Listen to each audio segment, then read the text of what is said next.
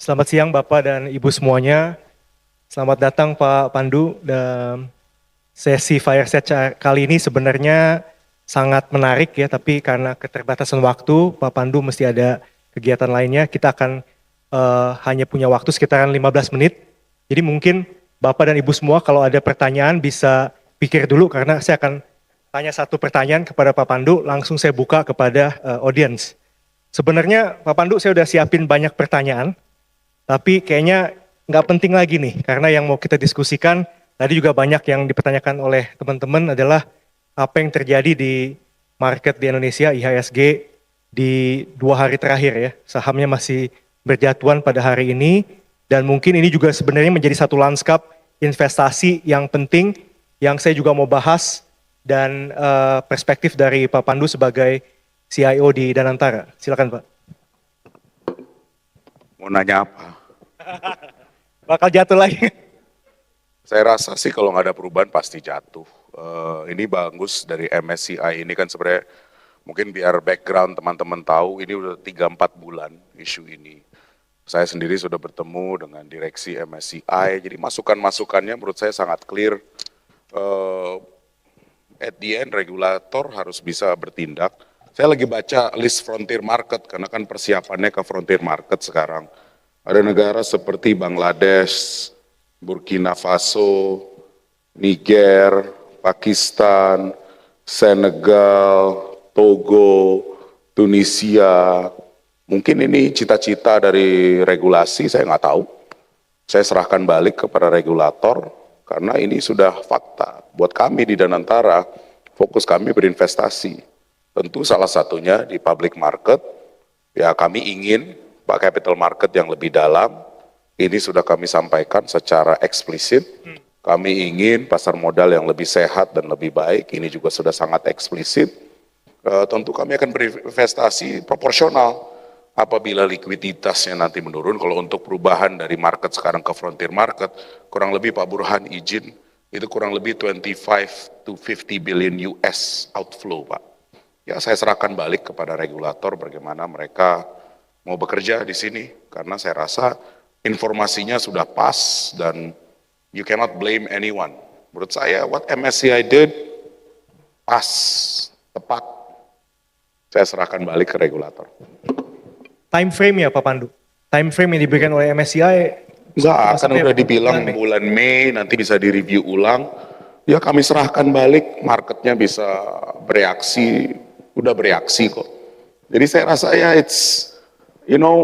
we just have to be able to communicate. Salah satu hal yang mungkin baik adalah untuk regulator berkomunikasi kepada stakeholder. I think maybe that's wise. Saya juga nggak bisa ngomong karena di sini saya sebagai market partisipan.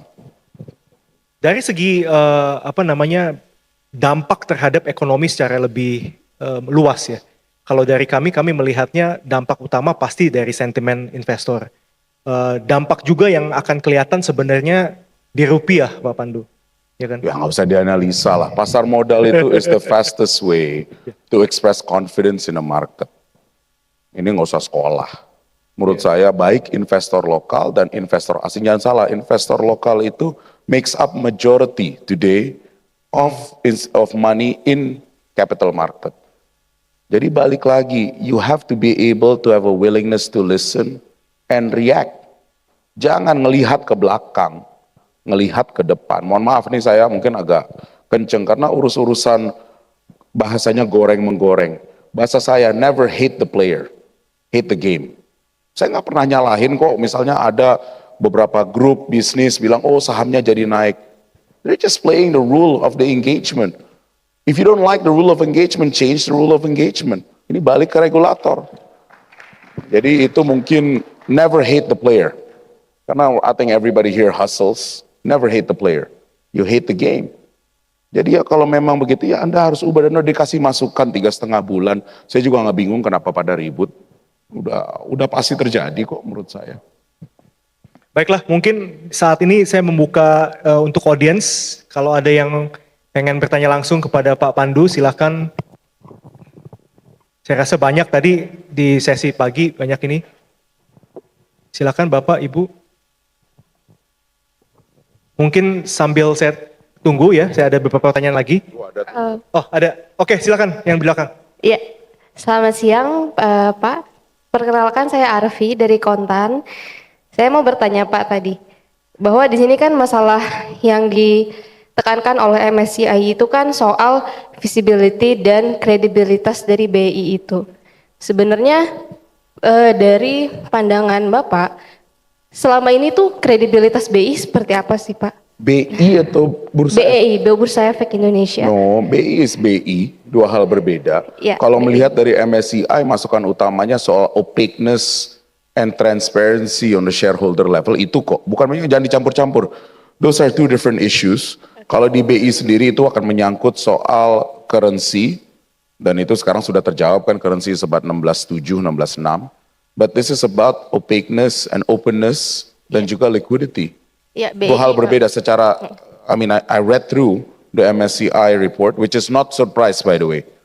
Jadi ini juga mungkin teman-teman harus tahu secara, ini udah 3-4 bulan sebenarnya. And it's avoidable issue in my view. Oke, nah kalau saat ini kan kabarnya juga sedang didiskusikan gitu antara Pak Rosan dengan beberapa pemerintahan yang lain. Pak ini katanya membahas tentang MSCI. Sebenarnya nanti seperti apa sih Pak posisi di sini dan antara mengenai investasi di market itu akan seperti apa? Karena kan Kita akan investasi proportional to the market yang ada. Regulator adalah regulator, kami di sini adalah investor, sama dengan Bapak Ibu sekalian. We will act depending on the proportion. Kalau marketnya tambah liquid, kita akan masuk di sana. Kalau marketnya malah berkurang likuiditasnya, kita juga akan work in proportion. Karena tugas kami, we have to make money. Tugas kami for profit, Bapak-bapak dan Ibu-ibu. So we will work in proportion. Karena ini penting, jangan ada juga moral hazard yang terjadi di sini. This is a regulator issue. What happened today, ya saya udah cerita tadi, you can make your own conclusion. It's up to the regulator what to do. Mungkin ada pertanyaan lain ya, silakan Ibu kalau bisa pertanyaan singkat saja Bu ya. Terima kasih. Nur Hayati alias Gaf dari Nura Women Institute. Saya senang sekali Pak Pandu, selamat.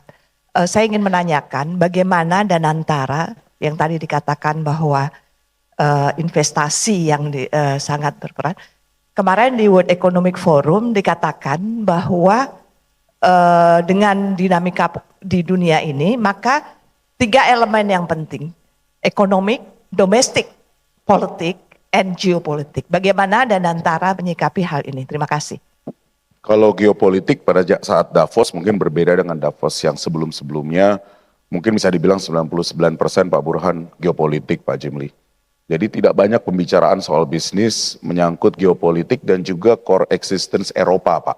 Karena untuk pertama kalinya Eropa mempertanyakan apakah Amerika akan tetap menjaga mereka. Jadi memang pembicaraan utama memang di sana. Kami di Indonesia juga karena Pak Presiden hadir untuk memberikan speech, saya rasa juga sangat baik karena belum banyak the global elite mendengarkan Pak Presiden berbicara di forum, dan saya rasa sebenarnya masukannya sangat positif. Ada 3 hal yang disampaikan Pak Presiden. 1, mengenai isu korupsi yang sedang dicoba dibangkas all to the core, dan memang pasti banyak friksi kalau udah menyangkut soal isu korupsi, dan isu rule of law Pak Jimmy. Itu juga satu hal yang sangat ditekankan. Kedua juga bagaimana Danantara bisa berperan untuk crowding in private sector. Karena at the end Danantara's job adalah meninggalkan confidence. That's it.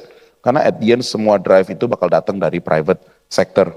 Dan ketiga juga sempat disebutkan bahwa at the end we can be capitalistic, tapi juga di Indonesia sendiri we have to take care of all of our stakeholders, citizen, karena mereka seperti pemegang saham. And most of them, about 60 million, angkanya kurang lebih ya Pak, tidak memiliki akses to the good education dan juga good nutrition Pak. Jadi ini juga harus jelas bahwa kita harus ada keberpihakan kepada setiap shareholder kita atau kepada setiap individu warga negara Indonesia. Baik, pertanyaan berikutnya mungkin ada Bapak atau Ibu. Satu pertanyaan dari saya dulu, Pak Pandu, dengan apa yang terjadi 2 hari terakhir, apa ini kira-kira yang bisa merubah dari segi strategi di tim Pak Pandu di Danantara untuk target penyaluran di 12 bulan ke depan? Ya ini karena memang jumlah yang harus kami invest cukup banyak. Iya. Kami juga harus berhati-hati karena kami sangat memikirkan likuiditas. Jadi tentu kalau untuk saham di Indonesia kita akan mencari saham yang memiliki fundamental yang baik, memiliki likuiditas yang baik. Kita juga harus memilih value yang baik. Jadi fundamental, liquidity, and value. Secara fundamental kita harus melihat 3 itu. Jadi ya kami mungkin juga sebagai masukan kita dari akhir tahun lalu sudah mulai masuk setiap hari ke pasar modal, kita udah berinvestasi, tapi ya kami diem-diem aja lah, karena kan kalau nginfo semua juga, ya you know the market. So what we need to do sekarang kita melihat sangat dekat the last 2 days, saya rasa memang tentu akan banyak gejolak the next few days juga di pasar modal, kalau tidak ada komunikasi yang pas dari regulator. Tapi saya serahkan balik ke regulator karena kami di Danantara di sini hanyalah sebagai partisipan di market. Tentunya kita concern karena kita juga menjadi bagian di mana kita ingin meningkatkan confidence yang ada. Tapi kita tidak bisa mencampur adukan antara role of regulator and player. Ya di sini kami encourage the regulator to be able to be firm in communicating. Karena jangan lupa MSCI pun pemegang sahamnya are the largest institutional global investors. Dari segi sektoral, Pak Pandu, mungkin apakah ada beberapa sektor yang menurut Pak Pandu still in a good shape this year? Indonesia macro-wise is in a good shape.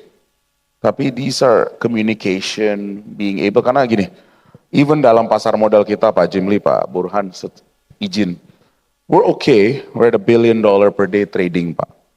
Tapi where we need to be is in the 8 to 10 billion dollar trading volume. Dan memang udah saatnya nih yang undang-undang P2SK ini sebenarnya sesuatu yang sangat bagus. Saya juga nggak mau ngambil kesempatan karena lagi gejolak. Tapi we have to compete globally, Pak. Dan kompetisi kita itu bukan negara tetangga. Forget it. Kompetisi kita harus India, harus Hong Kong. Look at those 2 North Star. And just copy. Don't go to smaller markets. Ini karena kebiasaan kita juga, mohon maaf, saya setelah setahun terakhir banyak melihat badan usaha milik negara, banyak sekali bank-bank kita, misalnya contoh ya Pak, ngelihatnya bank-bank yang lain di bawah. Saya bilang kenapa kamu compare to each other? Kamu compare dong ke DBS, kamu compare ke JP Morgan, compare to HSBC. Sama juga dengan pasar modal kita, you have to compete globally. Dan ini penting, karena if you are in a comfort zone, ini yang terjadi. This is a comfort zone issue. We just have to solve it. We gotta move. Ini bahasa saya, you need to have work-work balance kalau mau kerja. I think forget this work-life balance thing. Karena you have to move forward, you have to be more aggressive, you have to be world-class in what you're doing. Jadi ini sih menurut saya masukan mungkin ya saya serahkan balik kepada regulator. Karena we have to be forward-looking, we cannot be backward-looking. Yang ditakutkan kan memang karena sentimennya semakin jatuh, apalagi kalau kita memang benar masuk ke frontier markets. Dan dari perspektif investor, Indonesia is going to look cheaper next year. Why should I come in now, Pak Pandu? Itu yang ini. Mungkin ada pertanyaan terakhir dari Bapak dan Ibu sebelum kami terpaksa harus menutup sesi ini. Oke, mungkin itu saja Pak Pandu kalau ada last mungkin statement. saya terakhir aja, bukan berarti ini pesimis ya. What happened the last 3 days ini, it's such a great reminder. Mungkin kita butuh itu. Kayak mandi cold bath plunge, air dingin. Karena setelah masuk air dingin 2 derajat, 3 derajat, pasti langsung seger. Jadi this is such a great wake up call for all of us. Yuk kita perbaiki diri kita, tapi secara cepat. Secara lugas, dan ini menurut saya bagus sekali kok, karena dengan tanpa ada peringatan seperti ini, kita juga nggak berubah. Dan saya selalu diingetin sama ayah almarhum saya juga diingetin sama om saya yang sekarang, sama bapak sekarang, ya kalau kita nggak berubah, nanti kita yang diubah. Jadi this is such a great reminder, makanya saya banyak berterima kasih juga dengan reminder dari MSCI dan dari teman-teman. Don't be so sensitive, dimana kalau ada kritik kita langsung defensif. Take it as a person, and improve. That's our job. Jadi saya terima kasih Bapak-Bapak Ibu, saya mohon maaf saya hanya sebentar di sini karena ada panggilan acara berikutnya, tapi saya tadi kalau ada Pak Jimli yang berbicara saya harus dengerin.